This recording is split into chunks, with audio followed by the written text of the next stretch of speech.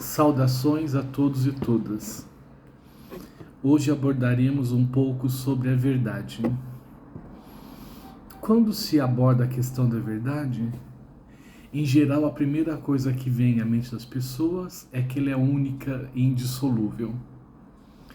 Graças ao pensamento forjado ao redor de Deus e à identificação de Deus com a verdade no Ocidente cristão, se criou essa ideia muito comum no senso comum ou no dia a dia.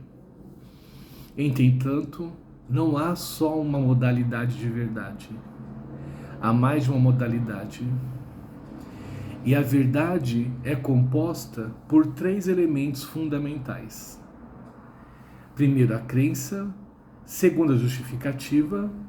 E terceiro, a própria verdade. A verdade, enfim, se subdivide em 4: relativista, correspondência, coerência e pragmática. Assim, vamos pensar primeiro no que significa a verdade nos seus aspectos que a constituem. Quando nós falamos em crença, é óbvio a palavra já é autoexplicativa. É aquilo que o indivíduo acredita. É aquilo, de acordo com a crença dele, que ele considera verdadeiro. Assim, de acordo com a educação de cada um, da socialização de cada um, com o nível de escolarização de cada um, essas crenças podem se forjar de uma forma ou de outra, conduzindo a pessoa a pensar num tipo de verdade.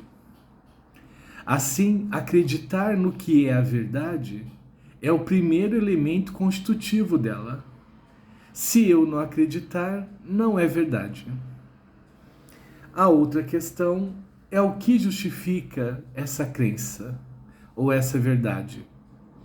A justificativa vem a ser os elementos que estão na realidade, no cotidiano, no dia a dia, naquilo que é observável ou elaborado mentalmente como observável e que se torna um elemento de prova dessa questão.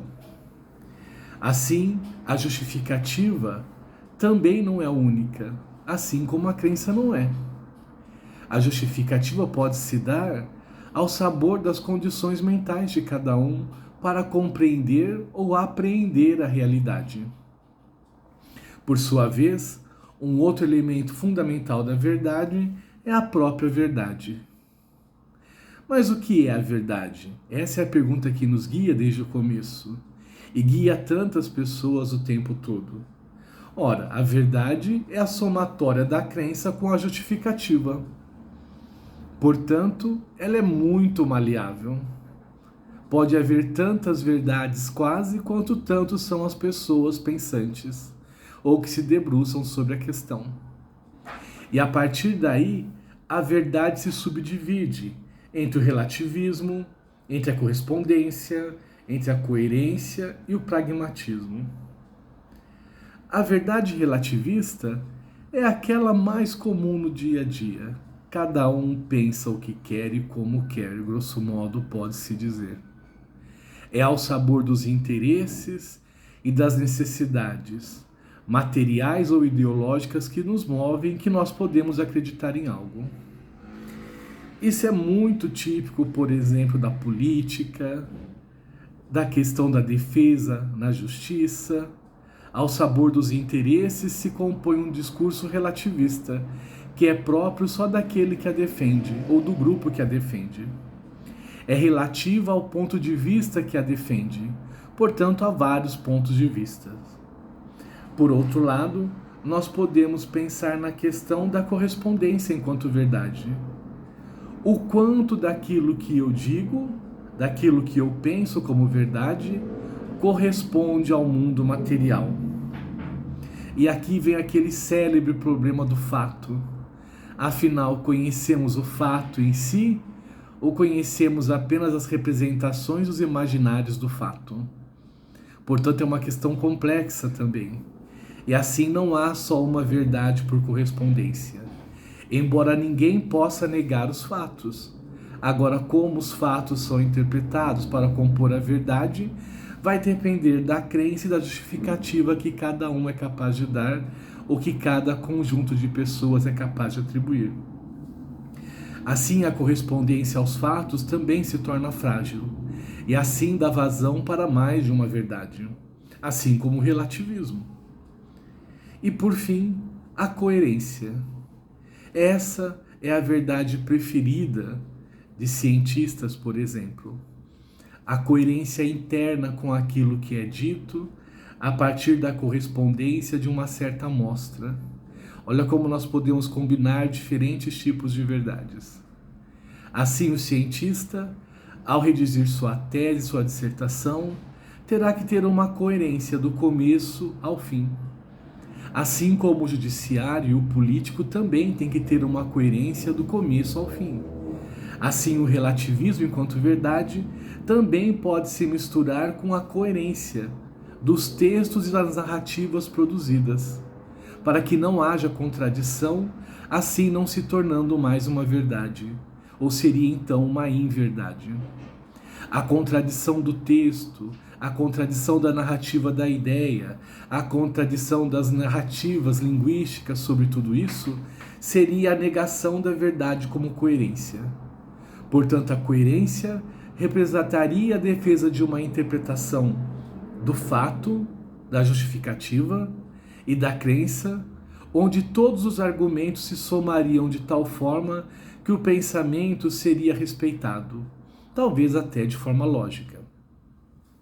E por fim, a verdade pragmática, também preferida por tantos políticos e tantos outros. É aquela que é útil naquele momento. A verdade que tanto se acusou de certa forma os sofistas e o embate de sofistas e filósofos contra o pragmatismo no começo da filosofia, embora nem existisse essa ideia ainda. Assim, o pragmático é aquilo que é útil, ao sabor da utilidade, assim como ao sabor dos interesses. No relativismo, portanto, se somam aqui, nós construímos os discursos, as narrativas, de acordo com aquilo que nos interessa, ou interessa aquele que defendemos ou narramos. Portanto, pragmático é aquele que em cada contexto é capaz de narrar uma de verdade diferente, sobre um mesmo fato justificado e sobre, às vezes, o pensamento de uma mesma crença. Assim, por exemplo, como se narra o fato na igreja de uma forma, na ciência de outro, na sociedade de outro, e assim vão se somando os discursos. Como se depreende, a verdade não é única, a verdade é múltipla, e ela se movimenta. Por isso é tão difícil apreendê-la, ou sabê-la qual é a verdade. A verdade com V maiúsculo não nos pertence. Assim, vivemos entre a esperança de uma crença que se confirme nos fatos e que por vezes não se confirma, mas pragmaticamente ou relativamente conduzimos os discursos e as falas ao sabor dos interesses. Por outro lado, a correspondência e a coerência, buscada muitas vezes pelo discurso científico e filosófico, busca desvendar as diferentes narrativas, mostrando prós e contras e como eles se consubstanciam, mais próximo da realidade ou não. Assim, o embate não é fácil. Assim, a verdade fica à sua escolha. Ou seria a escolha da crença que te domina, dos interesses que te dominam, ou ao sabor da busca da verdade, que talvez jamais será encontrada. Como indicação de leitura, indico Lógica, conceitos-chave em filosofia, para uma leitura mais aprimorada do que eu simplesmente narrei aqui. Saudações a todos e todas.